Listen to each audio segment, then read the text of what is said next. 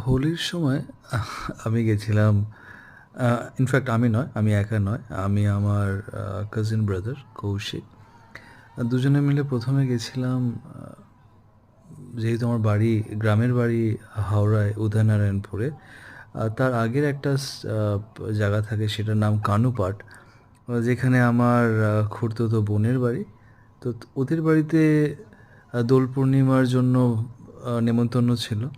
তো যেহেতু বাড়িতে এসেছিলাম কলকাতাতে, তার জন্য যখনই আসি তখনই একবার চেষ্টা করি যে গ্রামের বাড়ি যাওয়ার। তো সেখানেই দোল উপলক্ষে গেছিলাম। অসাধারণ জায়গা, সবাই হোলি খেলতে ব্যস্ত।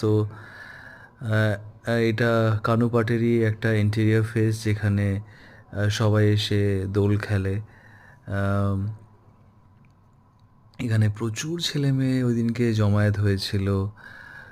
এখানে ঠাকুরস্থান আছে, প্রচুর বড় বড় গাছ আছে, যেটা এই জায়গাকার প্রাণ। আপনি দেখতে পাচ্ছেন যে সবাই এখানে হোলি খেলার জন্য ব্যস্ত। প্রচুর ছোট বড় সবাই প্রায় আছে। অদ্ভুত ব্যাপার যে আমি সাদা টি শার্ট পরেছিলাম, তো গিয়ে কিন্তু কেউ আমাকে রং লাগাচ্ছিল না। হয়তো কোনো একটা একটা কোথাও একটা হেজিটেশন থেকে।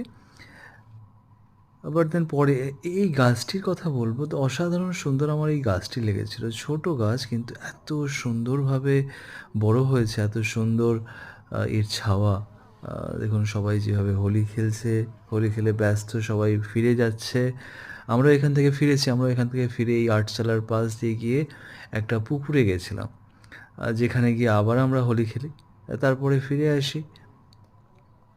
যেহেতু বাড়িতে নাম কীর্তন ছিল, খাওয়া দাওয়া ছিল, তো এই সব করে কিছু ভাগনা ছিল, আর আমার কাজিন ব্রাদার ছিল। এই যে এটা ভাগনা, এর নাম ঝুপু, এর নাম কৌশিক। তো আমরা এই ৩-৪ জন মিলে ঘুরে বেরিয়েছি সারা দিনটা।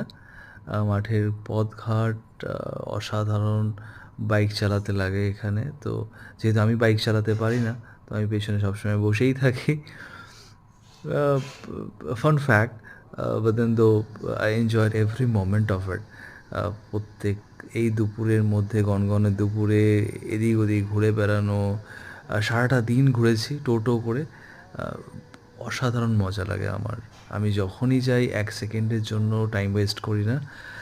যেখানে মন চায় সেখানে এই ভাইদের সাথে না কারোর সাথে ঘুরতে বেরিয়ে যাই।